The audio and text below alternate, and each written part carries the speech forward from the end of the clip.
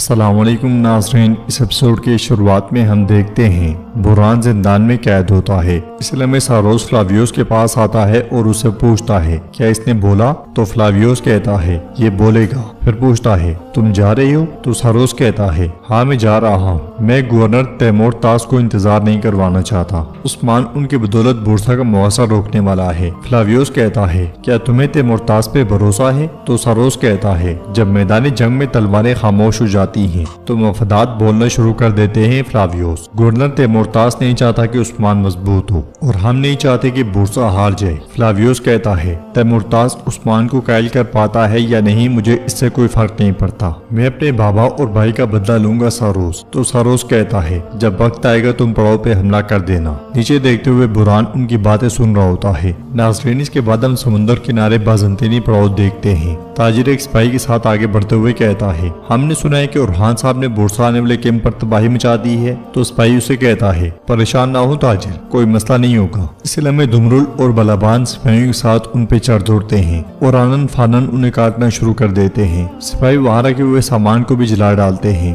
دمرل اور بلابان ایک دوسرے کے شانہ بشانہ لڑتے ہیں، دونوں کی مارتیں قابل دید ہوتی ہیں۔ سپاہیوں کو موت کے گھاٹ اتارنے کے بعد بلابان تاجر کو بھی دبوچ لیتا ہے۔ وہ اسے مارنے ہی لگتا ہے کہ دمرل آگے آتا ہے اور اسے کہتا ہے رکو رکو، یہ مجھے زندہ چاہیے۔ تو بلابان کہتا ہے میں نے آج تک ان میں سے کسی کو زندہ نہیں چھوڑا بھائی، کیا آپ دوستوں کو میرا مذاق بنانے دیں گے؟ دمرل کہتا ہے جو اپنی عقل کھو چکا ہے اس کا مذاق اڑانا گناہ ہے بھائی، پریشان نہ ہو، کوئی ذکر نہیں کرے گا، اب چلو اسے چھوڑ دو۔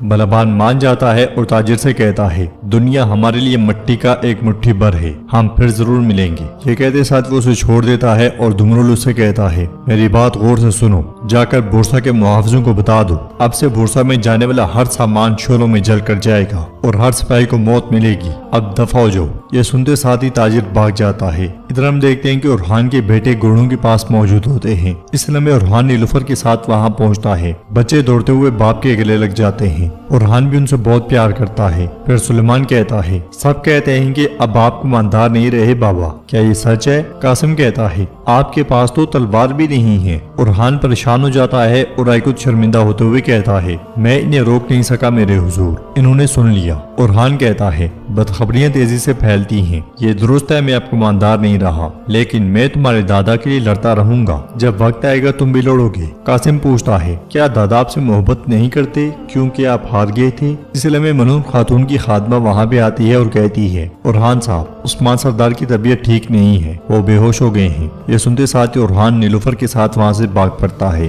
ادھر منون خاتون عثمان صاحب کے پاس موجود ہوتی ہیں۔ اسی لمحے علاؤالدین اور اورحان خیمے کے اندر داخل ہوتے ہیں اور بھاگتے بھاگتے عثمان صاحب کے پاس جا بیٹھتے ہیں۔ اورحان پوچھتا ہے ماں کیا ہوا ہے؟ تو علاؤالدین اسے کہتا ہے تمہارے خیمے میں آنے سے پہلے یہ ٹھیک تھے، لگتا ہے تمہاری باتوں نے ان کا دل جلایا ہے۔ تو اورحان غصے سے کہتا ہے اپنی زبان سنبھالو علاؤالدین۔ منون خاتون ان سے کہتی ہے بس کرو، اپنے بابا کے حضور میں ہو، تمہارے بابا بخار میں جل رہے ہیں۔ اس لمحے عثمان صاحب کو ہوش آ جاتا ہے۔ یہ دیکھ کر وہ تینوں بہت خوش ہوتے ہیں اور ان سے کہتے ہیں میرے بیٹو میں ٹھیک ہوں۔ گونجا ایک دم سے انہیں پانی لا کر دیتی ہے اور پھر کہتی ہے ہم سب مشکل وقت سے گزر رہے ہیں، پھر بھی بابا نے بورسا کی خبر کے بعد کھانا چھوڑ دیا ہے علاؤالدین۔ نیلوفر کہتی ہے تم خود کے سوا کچھ نہیں دیکھ رہی، پھر تم نے بابا کو کیسے دیکھ لیا گونجا؟ اپنے الفاظ پہ نظر رکھو۔ منون خاتون غصے سے کہتی ہیں نیلوفر گونجا بیٹھ جاؤ۔ یہ سنتے ساتھ ہی وہ دونوں چلی جاتی ہیں۔ باہر ہم دیکھتے ہیں کہ قبیلے کے ڈھول زور زور سے بجتے ہیں اور ایک گنجا منگول اپنے سپاہیوں کے ساتھ وہاں پہنچتا ہے۔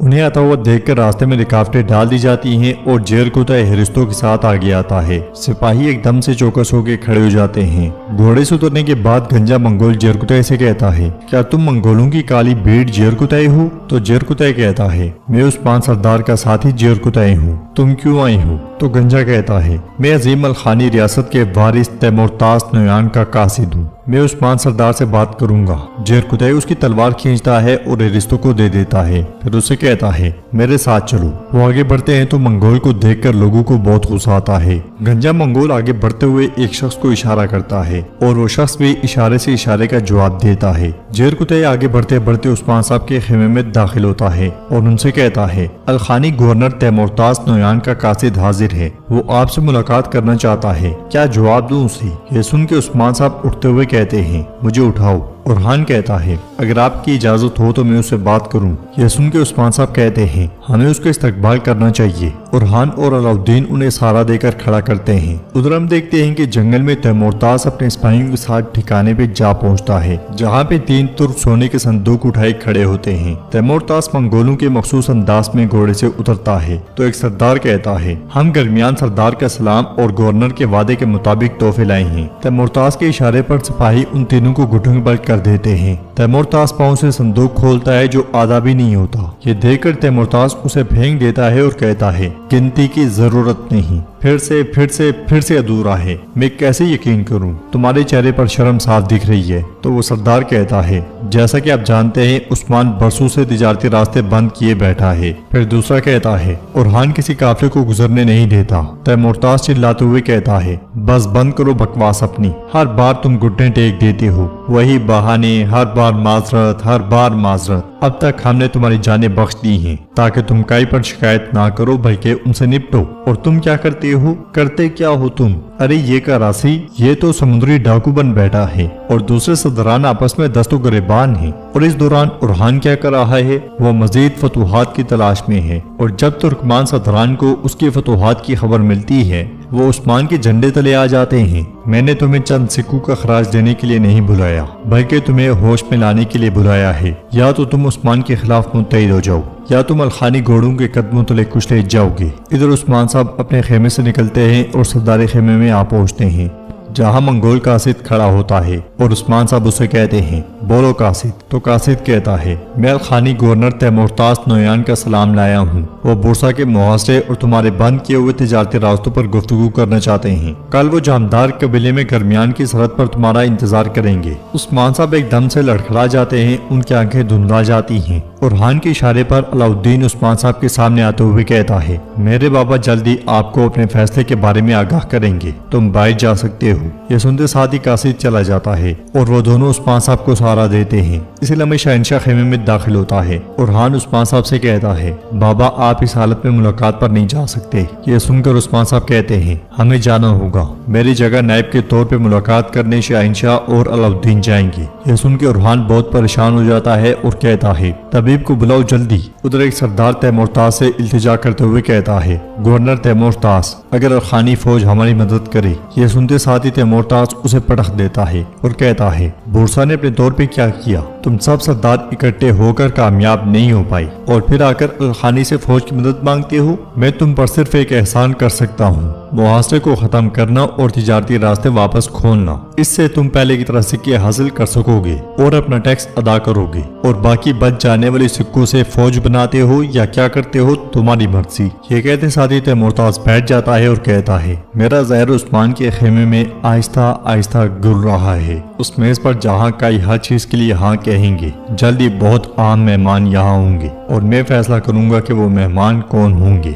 उधर उस्मान साहब शहनशाह से कहते हैं शहनशाह जब सूरज तुलू होगा तुम फौरन अलाउद्दीन के साथ चले जाओ। शहनशाह कहता है मेरी गैर मौजूदगी में करारगाह की कमान कौन संभालेगा हुजूर। उस्मान साहब पहले उरहान की जानिब देखते हैं और फिर जेरकुतै को देखते हुए कहते हैं जेरकुतै ये फरीजा तुम्हारा है, चलो हर कोई अपना काम देखे। ये सुनते साथ ही सब चले जाते हैं मगर उस्मान साहब बुरहान को रोक लेते हैं और उससे कहते हैं बुरहान को मेरे पास लेकर आओ। तो बुरहान कहता है मेरे हुजूर जो आपका हुक्म। वो जाने ही लगता है कि उस्मान साहब फिर से उसका हाथ पकड़ लेते हैं और कहते हैं उसे जिंदा और सही सलामत हालत में देखना चाहता हूँ। ये सुनते साथ ही बुरहान चला जाता है और हम देखते हैं कि गंजे मंगोल को इशारा करने वाला शख्स वहाँ दाखिल होता है। बाहर जेरकुतै बुरहान से कहता है बुरहान साहब हुजूर ठीक हो जाएंगे। तो बुरहान कहता है बुरहान साहब को लाने के बाद और बेहतर हो जाएंगे। जेरकुतै परेशान होते हुए कहता है अगर उन्होंने बुरहान को मुर्दा हालत में देखा तो उनकी तबीयत और खराब हो जाएगी। हम ये भी नहीं जानते कि वो जिंदा रहेंगे या नहीं। बुरसा में फ्लावियोस बुरहान पे टूट पड़ता है और उसे कहता है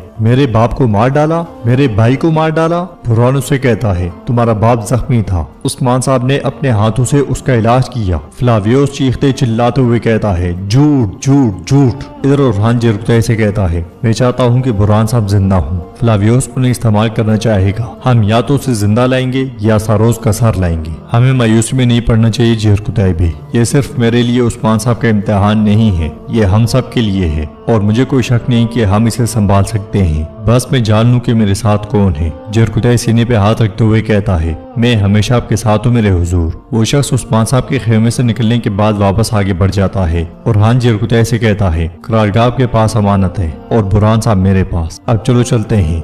ये कहते साथ ही उरहान आगे बढ़ जाता है। उधर जंगल में गवर्नर सरोज तैमुरताज के ठिकाने पहुंचता है और घोड़े पर से ही पुरजोश होते हुए कहता है, सलाम हो अलखानी के मुअज़्ज़ज़ गवर्नर तैमुरताज को। तैमुरताज उससे कहता है, हमारे पास सलाम के लिए वक्त नहीं है, चलो आओ बैठ जाओ। ये सुनते साथ ही सरोज घोड़े से उतरता है और उसके सामने जा बैठता है। फिर उससे कहता है, जिसने बुरसा का अकेले इतने साल दिफा किया, अकेले, क्या वो शख्स बेहतर इस्तकबाल का मुस्तहिक नहीं है तैमुरताज? तो तैमुरताज पूछता है, क्यों? मैंने तुम्हें अपनी मेज पर मदऊ किया, तुम और क्या चाहती हो? देखो, क्या तुम देख रहे हो कि तुर्कों के कासिद वहाँ किस तरह मासूम बनकर इंतजार कर रहे हैं? या तुम्हें लगता है कि तुमने उरहान को अकेले शिकस्त दी है, खुद को अलखानी के गवर्नर के बराबर समझते हो?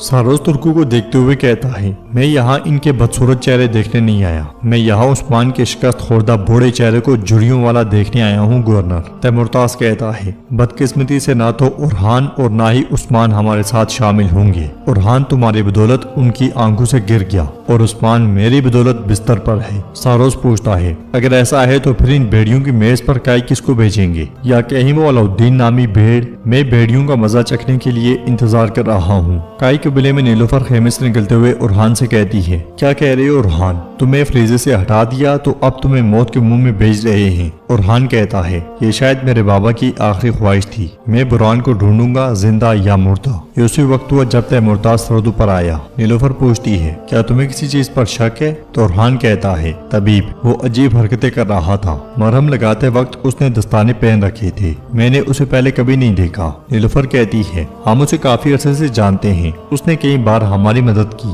उरहान कहता है, मैं जानता हूँ, लेकिन फिर भी तुम उस पर नजर रखना। इसलिए मैं कारा खलील आकर कहता है, हम तैयार हैं, हम जा सकते हैं। तो उरहान नीलोफर से कहता है, तुम इस मामले के पीछे जाओ, बच्चे, कबीला और मेरे बाबा तुम्हारे पास अमानत है। ये कहते साथ ही उरहान आगे बढ़ जाता है।